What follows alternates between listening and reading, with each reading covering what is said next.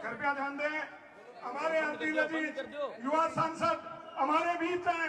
जोरदार जय करो राहुल कस्वा जिंदाबाद, राहुल कस्वा जिंदाबाद, राहुल कस्वा जिंदाबाद।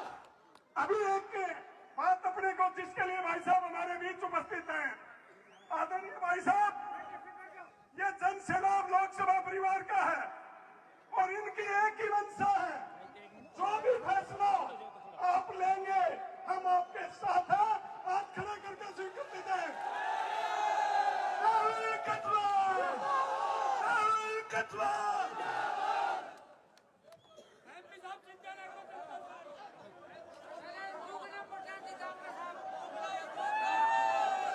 राहुल जी कस्वा जिंदाबाद, राहुल जी कस्वा।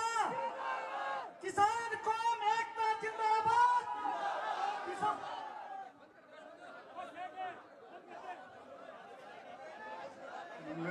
सारा ने राम राम बहुत बहुत है। मेरी मां नजर कुनियारी मन है मैं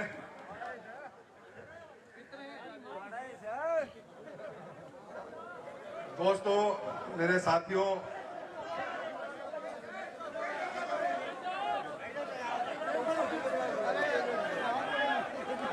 आज के 2024 के चुनाव के अंदर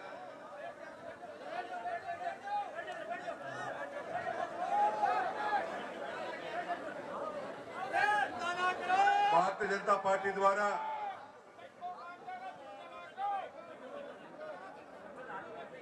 आपकी आवाज को एक मौका और न देने की ठानी है। ये संसद में जाने का सफर ये कोई एक टर्म या दो टर्म की बात नहीं है, 5-10 साल की बात नहीं। मां तेरो छोरो अभी भी जिंदा है।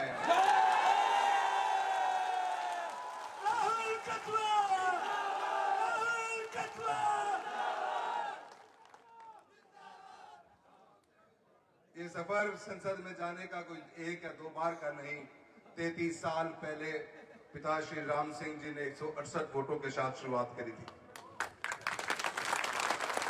वो लगन, वो मेहनत 1977 से लेकर 1991 का वो सफर, जनता के बीच में रहकर जनता का दिल जीतने का काम किया। चुनाव हमने कभी हार या जीत के लिए लड़े नहीं, जनता की आवाज बनने के लिए, जनता के कामों के लिए, जनता के सुख दुख में शामिल होने के लिए लड़े हमेशा। अगर हार जीत ही मुद्दा होती तो शायद वो सफर हम इतना पहुंच नहीं पाते। 33 साल पहले भैरव सिंह जी शेखावत साहब ने पिताश्री को, एक सरपंच को मौका दिया था संसद में जाने का। आप लोगों का आशीर्वाद मिला, पूरी लोकसभा क्षेत्र का धन्यवाद देना चाहता हूं लाडनू के, डूंगरगढ़ के मेरे उन साथियों का, जिन लोगों ने अपने आशीर्वाद के साथ पिताश्री का वो सफर शुरू किया। 168 की शुरुआत 1991 में हुई, आज हम 2024 में बैठे हैं। 33 साल का ये सफर तिनका तिनका कर कर आप लोगों के घरों में, आप लोगों के दिलों में जगह बनाने का काम किया। आपके सुख में, आपके दुख में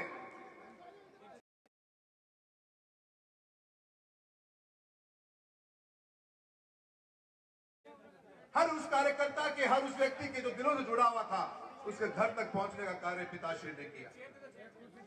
वक्त बदला, समय बदलता रहता है, समय बदला बहुत। 2014 के अंदर पिताश्री के बाद में मुझे एक मौका दिया। डगर कठिन थी क्योंकि इतना लंबा सफर पिताश्री तय कर चुके थे।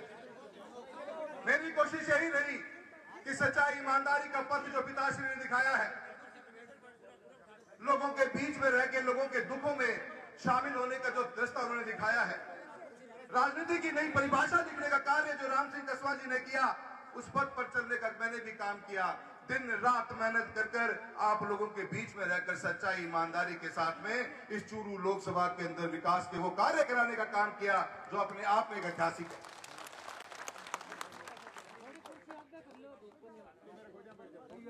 साथियों,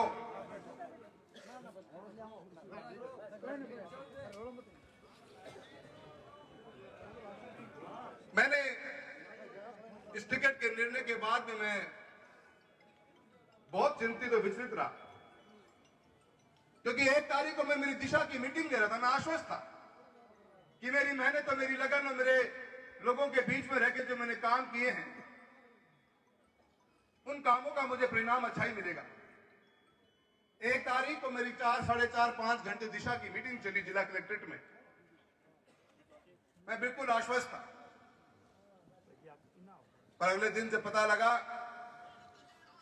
तो बहुत सोचा मैंने कि हुआ क्यों, क्या कारण रहे होंगे। पूरी रात सो नहीं पाया, पूरी रात सोचता रहा, मन विचलित रहा। अपनों से पूछा कि कुछ बात तो बता दो, कुछ तो बोलो, क्या कमी रही होगी।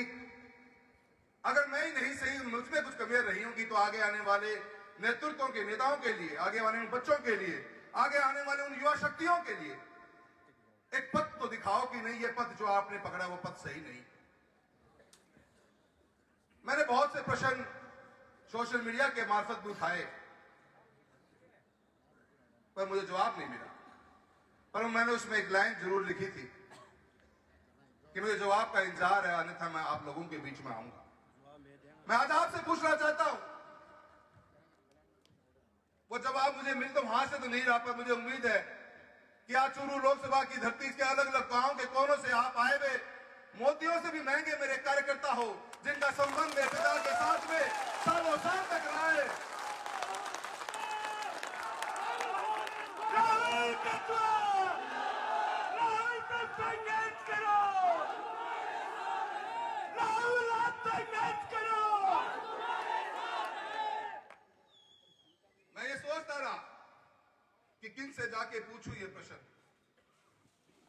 मन में इतनी पीड़ा थी कि सोचता रहता था पूरी पूरी रात की, यार मैंने कितनी ट्रेनें चलाई, कितने हाईवेज बनाने का काम किया, मेरे किसान कौम के लिए मैंने वो बीमाओं के लिए कितना लड़ाई लड़े, कितनी बार उन अधिकारियों को ऑफिस चक्कर काटे अपन भाई। तो दिक्कत ये और उस योजना को लेके आने का काम किया जो योजना भारत सरकार ने बनाई। चूरू अव्वल पे रहे, चूरू लोकसभा चमकता रहे, इस मकसद के साथ अपन दिन रात भागते रहे। एक पैर दिल्ली, कभी एक पैर नौहर के अंदर, कभी एक पैर दिल्ली तो कभी एक पैर सुजानगढ़ के अंदर रहा, कभी एक पैर दिल्ली तो एक पैर कभी भादरा में रहा, बोतल लेके जाओ। कभी एक पैर दिल्ली तो कभी एक पैर सरदार साहब में रखा, मैंने पढ़ी है। कभी एक पैर तारानगर में, कभी एक पैर राजगढ़ में, कभी एक पैर चूरू के अंदर भागते रहे। मैं अकेला ही नहीं, इतना बड़ा लोकसभा क्षेत्र और लोगों के क्षेत्रों में जगह बनाने के लिए मैं, मेरे पिता श्री राम सिंह जी, मेरी मां कमला जी, हम सब एक परिवार की तरह आप लोगों के परिवार से परिवार को, रिश्तों को मजबूत करने का काम ये 5 साल में पॉसिबल नहीं, ये 35 साल लगे हैं इस गांव के दिलों में जगह बनाने के अंदर। 35 साल का ये सफर है। कभी लालसा इस बात की नहीं रही कि पद पे रहे। मैं कभी उस लाइन में खड़ा ही नहीं हुआ जिस लाइन में लोग कुछ मांग रहे थे। न मैं मंत्री, न उन संतरी, न मैं महामंत्री, न मैं कोई और मंत्री के चक्कर में कभी पड़ा ही नहीं। आप जानते इस बात का गवाह हो मेरे, आप लोग इस बात का। मैं कभी गया ही नहीं, मैं हमेशा मेरे क्षेत्र में रहा। चूरू से बाहर मैं पिलानी की प्रोग्राम करने कौन गए, मैं कदे नागौर भी कौन गयो, कदे बीकानेर भी कौन गयो, कदे मैं हिसार भी कौन गयो, कदे भिवानी भी कौन गयो। मैं रहा तो मेरी लोकसभा के अंदर रहा।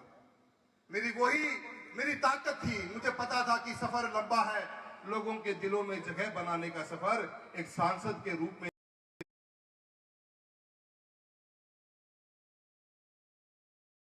इतना आसान नहीं होता।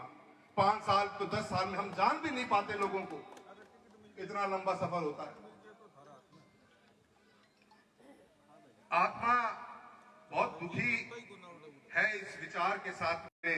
पूछता रह गया मैं पिछले 6 दिनों में, हर जगह मैंने दिन में 3-3 घंटियां करी है कि कारण तो बता दो, कोई कारण तो बता दो जिससे मैं सुधार कर लूं अपने आप के अंदर। कोई कारण तो बता दो जिससे आने वाली पीढ़ियों को अकल तो लग जाए। कोई कारण तो बता दो कि क्या गुनाह किया है मैंने, मेरा गुनाह क्या है, मुझे ये तो बता दो। सजा तो लिख दी आपने, पर उस सजा का वो गुनाह तो बता दो। पर आज तक कोई मेरा फोन उठा नहीं पाया, कोई जवाब मुझे दे नहीं पाया। तो फोन उठे तो वो निशब्द रहे, कुछ बोल नहीं सके। मैं आज आपसे पूछना चाहता हूं क्या मैं भ्रष्टाचार में लिप्त था? नहीं। क्या मैं निष्ठावान नहीं था? हाँ, आप निष्ठावान थे। क्या मैं जनता के बीच में कभी रहा नहीं? बिल्कुल। क्या मैंने विकास के कार्य करवाए नहीं? खूब ज्यादा। क्या भारत सरकार की कोई ऐसी योजना है जिससे चूरू लोकसभा वंचित रह गया हो? मैं आप लोगों के साथ, आप लोगों के बीच में रहा हूं। ईमानदार नहीं चाहिए तुमको, भ्रष्टाचार चाहिए एमपी साहब ने। मित्रों, राजनीति, मेरा ये मानना है कि इस बदलते हुए समय के अंदर लोगों का विकास का काम हो, लोगों के सुख दुख में आप शामिल हो, मैं उसी को ही राजनीति मानता हूं। विकास ही राजनीति है। लोगों के घरों में बिजली, पानी, सड़क, चिकित्सा, शिक्षा पहुंचे, लोगों की जीवनचर्या में सुधार आए, वही राजनीति है। आपसी लड़ाना भिड़काने वाला काम आज तक मैंने किया नहीं, मेरे पिताजी ने किया। आप एक शब्द नहीं सुनोगे मेरे मुंह से कभी निकला हुआ होगा, कोई हेडलाइन मैंने कभी नहीं बनाई किसी जाति, किसी धर्म के बारे में कुछ बोलते हुए। मेरी हेडलाइन बनी तो आज सांसद राहुल कस्वा ने एक और नई ट्रेन चलाई। आज सांसद राहुल कस्वा ने चूरू से लेकर जालंधर तक का नया राष्ट्रीय राजमार्ग का घोषणा करवाई है। आज साहब चूरू सांसद राहुल कस्वा ने बिजली के विद्युतीकरण का काम चूरू लोकसभा क्षेत्र में ट्रेनों का करवाया है। आज राहुल कस्वा सांसद ने आपके क्षेत्र के अंदर बीमा का एक बहुत बड़ा जो लाभ मिलना चाहिए, 7200 करोड़ रुपए का लाभ किसानों को दिलाने का काम किया है। युवा साथियों,